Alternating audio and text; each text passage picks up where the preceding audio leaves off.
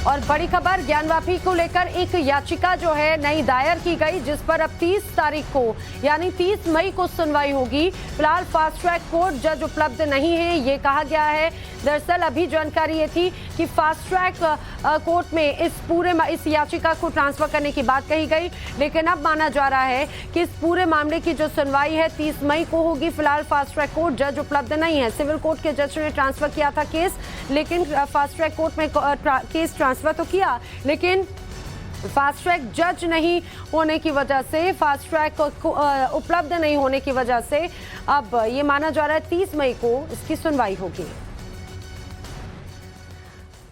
और चलिए अब आगे बढ़ते हैं। वक्त है हमारे खास सेगमेंट का, जिसमें आज हम आपको दिखाएंगे काशी में औरंगजेब से पहले विध्वंस की पूरी कहानी। ज्ञानवापी विवाद के बीच में काशी विश्वनाथ और आदि विश्वेश्वर पर मुगलिया हमले की पूरी कहानी हम आपको सुनाएं।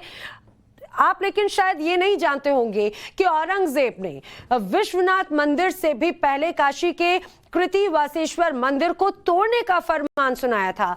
वक्त था 17वीं सदी का, और इस 17वीं सदी में इस मंदिर को तोड़कर आलमगीरी मस्जिद बनाने के दावे की सच्चाई आखिर क्या कही जाती है, वो सब कुछ दिखाते हैं आपको एक्सक्लूसिव रिपोर्ट में।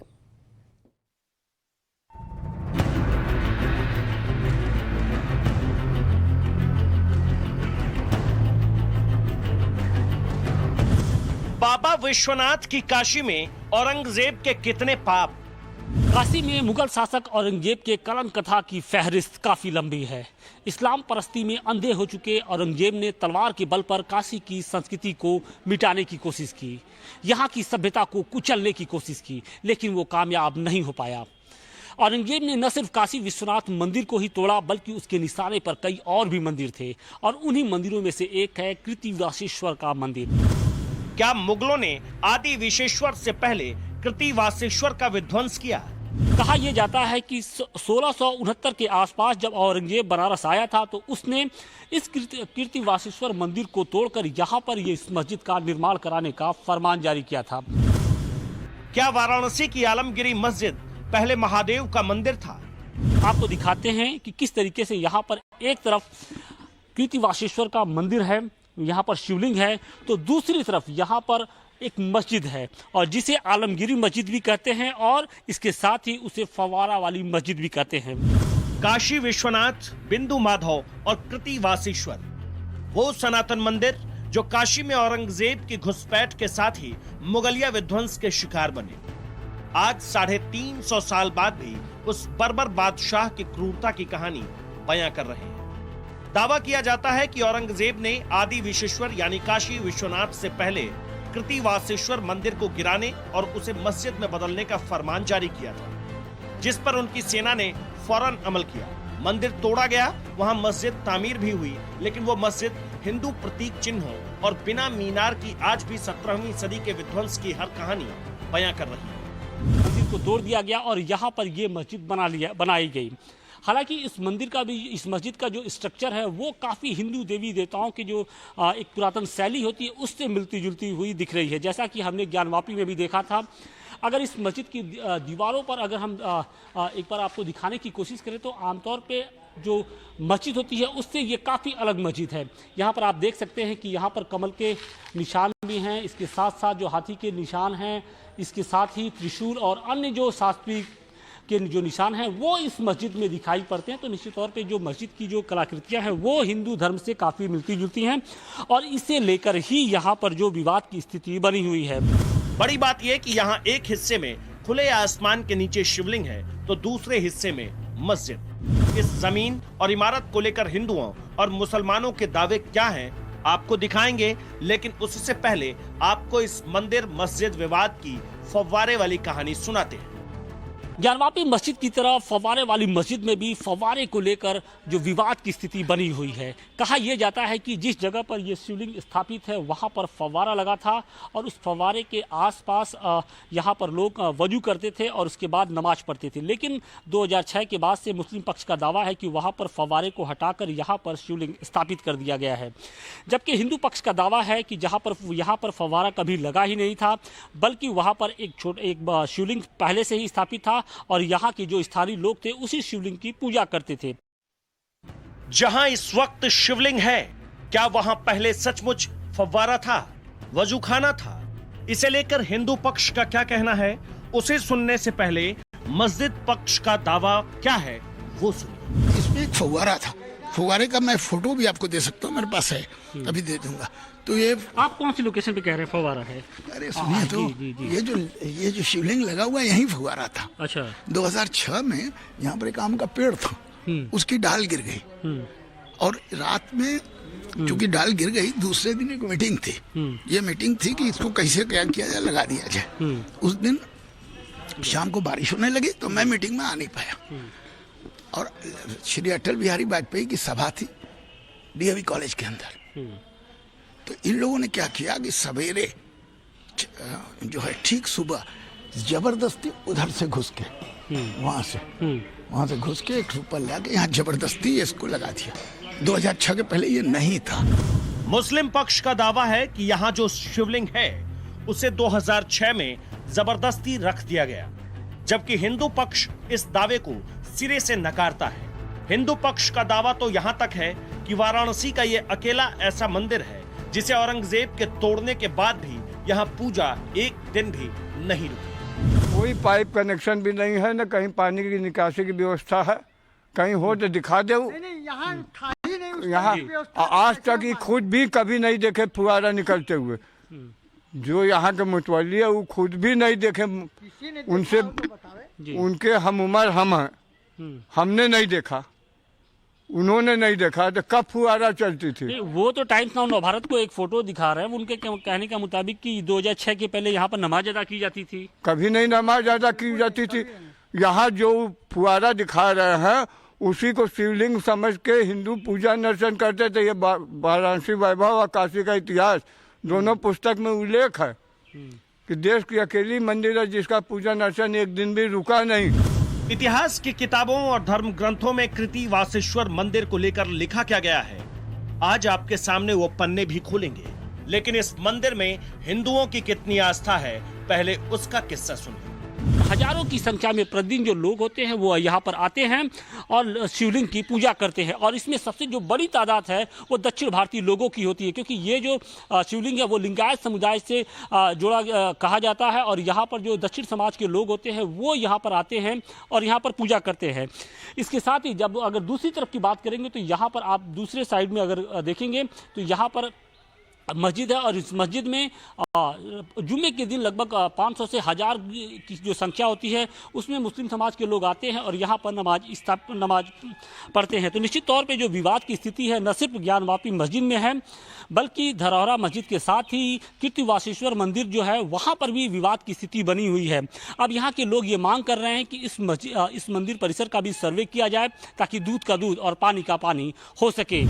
ज्ञानवापी विवाद में सर्वे के बाद ऐसी ही मांग अब कृति वासेश्वर और आलमगिरी मस्जिद में भी की जा रही है। मंदिर पक्ष के मुताबिक यहाँ पूजा कभी बंद नहीं हुई। ऐसे में यह मंदिर 1991 के वर्शिप एक्ट के दायरे में भी नहीं आता है। औरंगजेब ने तलवार चलाई शिवलिंग पर तो खून का फुहारा निकला, इसीलिए फुहारा फुहारा चिल्ला, इसीलिए फव्वारा वाली मस्जिद भी कहा जाता है क्या? हाँ, जब खून का फुहारा निकला शिवलिंग से तो उसको सब फुहारा फुहारा चिल्लाते हैं। लेकिन यहाँ पूजा पाठ कभी बंद नहीं हुई, निरंतर होता रहा है, कभी नहीं।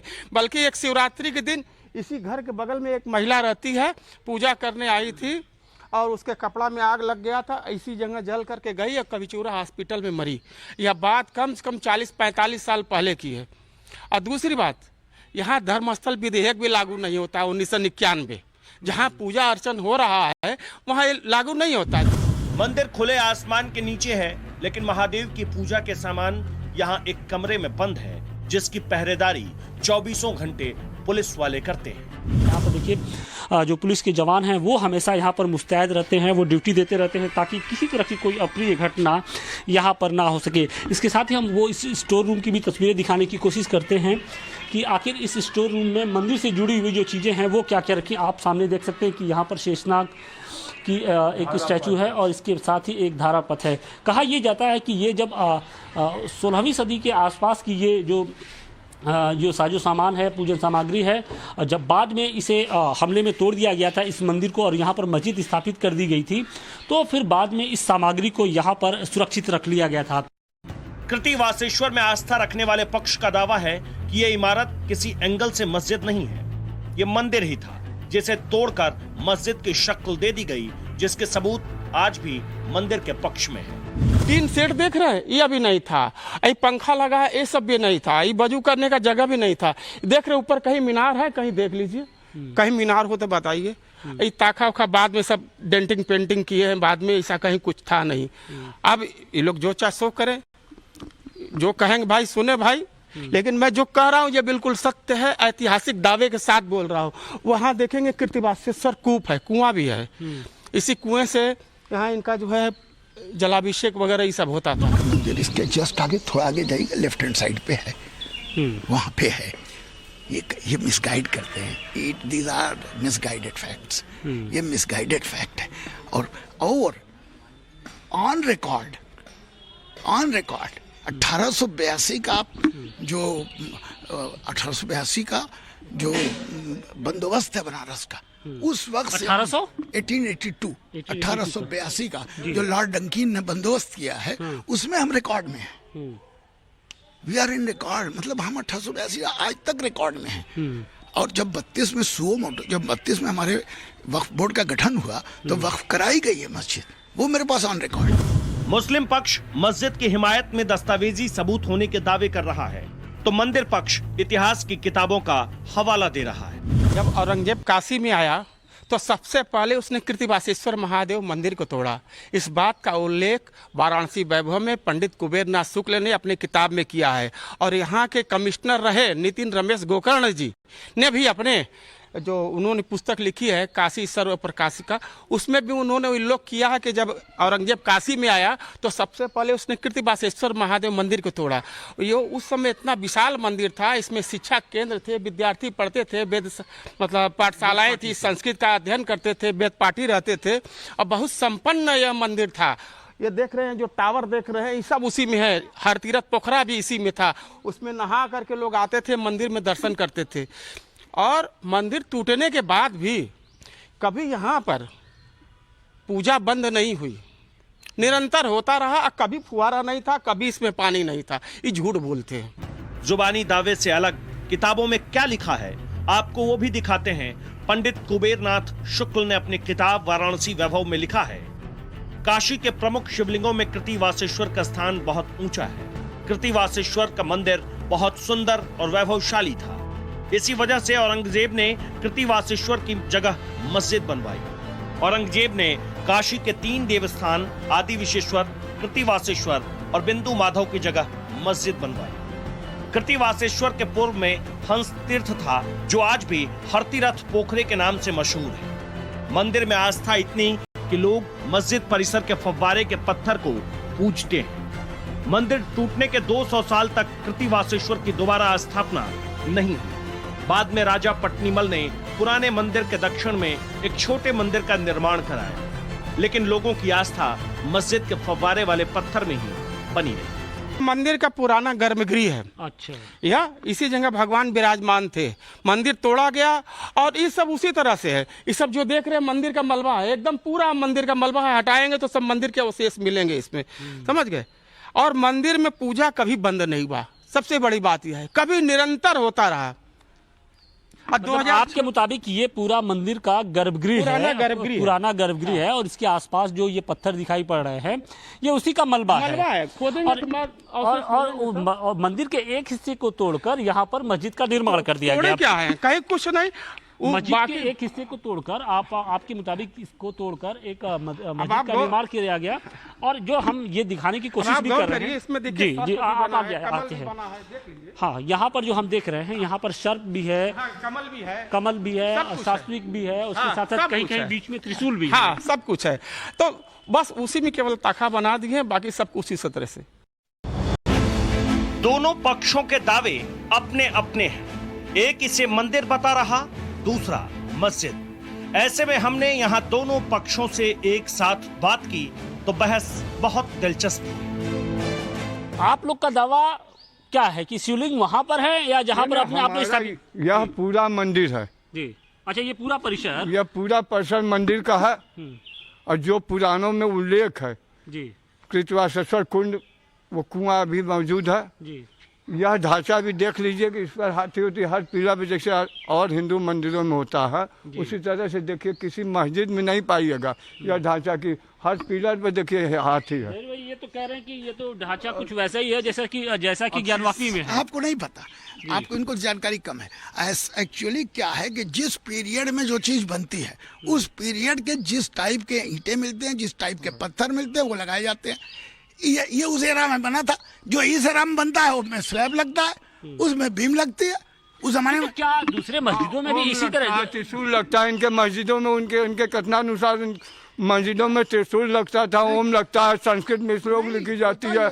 कि जो ईंटे के या जो इसके हिलाले के जो मैन्युफैक्चरर होते थे, जैसे आज लिखते हैं ओम किसी ईंटे पर लिखा रहता है, तो आज से 20 साल बाद अगर ओम लगा ईंटा मिल जाएगा तो मंदिर हो जाएगा। लेकिन इनका दावा है कि त्रिशूल भी है, हाथी भी है, कमल है, स्वास्तिक है। उस जमाने के जो लोग, चूंकि आबादी मोस्टली तो हिंदू ही थे न देश में, तो कन्वर्टेड है ना मुसलमान, ये पहले हिंदुए थे। कृतिवासेश्वर मंदिर को लेकर पौराणिक धर्म ग्रंथों में क्या लिखा है, आपको वो भी बताते हैं। शिव महापुराण में लिखा है, महिषासुर वध के बाद उसके बेटे गजासुर ने भगवान ब्रह्मा की तपस्या की। तपस्या से खुश होकर ब्रह्मा प्रकट हुए और वरदान मांगने को कहा। गजासुर ने भगवान ब्रह्मा से अमर होने का वरदान मांग लिया, जिसे ब्रह्मा जी ने पूरा होने का वचन दिया तो गजासुर ने अत्याचारों की हदें पार कर दी। एक दिन गजासुर काशी पहुंचा, वहां के लोगों को सताने लगा। ऐसे में सारे देवता भगवान शिव के पास पहुंचे और गजासुर को मारने का अनुरोध किया। तो भगवान शिव ने गजासुर का त्रिशूल से वध किया। काशी में जिस जगह पर गजासुर का वध हुआ, वहीं पर कृतिवासेश्वर शिवलिंग की स्थापना हुई। उस गजासुर का भगवान शिव ने जब वध किया, तो उसका वध करने के बाद उस गजासुर, गज का मतलब होता है हाथी, तो वो हाथी के रूप में घूमता था वो दैत्य। तो उसका जो चमड़ी थी, चर्म था, उसी को भगवान ने अपने शरीर के ऊपर धारण कर लिया। तो गजासुर ने मरते मरते भगवान से ये वर मांगा कि मेरे शरीर का जो चर्म है उसे आप धारण कर लें। और गजासुर का जो चर्म था, कोई भी गज होता है, उस गज का जो चर्म होता है उसको कृत्ति बोलते हैं संस्कृत में, गज चर्म को। तो कृत्ति को भगवान ने वस्त्र के रूप में धारण कर लिया, इसलिए भगवान का नाम वहाँ पर कृतिवासेश्वर हो गया। काशी के विद्वानों के मुताबिक इस एक शहर में ही 7 पवित्र शहर मौजूद हैं। जहां कृतिवासेश्वर महादेव का मंदिर था, उसे काशी का अयोध्या क्षेत्र कहते थे। ऐसे में इसकी पवित्रता को नुकसान पहुंचाने के लिए औरंगजेब ने काशी में दाखिल होते ही सबसे पहले इसी मंदिर को गिराने का हुक्म दिया। हमारे काशी में 7 प्रकार की जो नगरियां हैं, सप्तैदा मोक्षदायिका, उनमें ये कहा गया कृतिवासेश्वर से लेकर के और ओंकारेश्वर के बीच का जो इसी शहर में 7 नगरी हैं।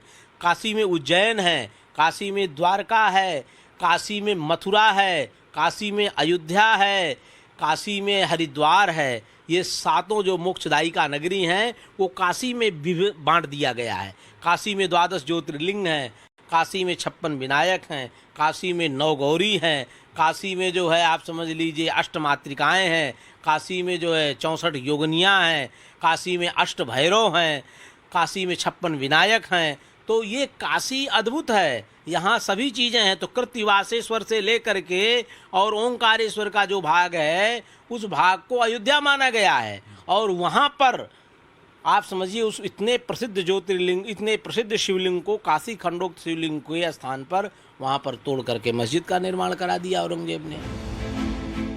इसमें कोई शक नहीं कि औरंगजेब ने काशी के मंदिरों का विध्वंस किया, लेकिन जिस तरह से ज्ञानवापी विवाद के बाद एक एक कर वाराणसी के प्राचीन मंदिरों पर मुगलों के कहर की कहानियां सामने आ रही है, उससे नई अदालती लड़ाई छिड़ने की आशंका मंडराने लगी है। हिमांशु दीक्षित के साथ आशुतोष सिंह, वाराणसी, टाइम्स नाउ नवभारत।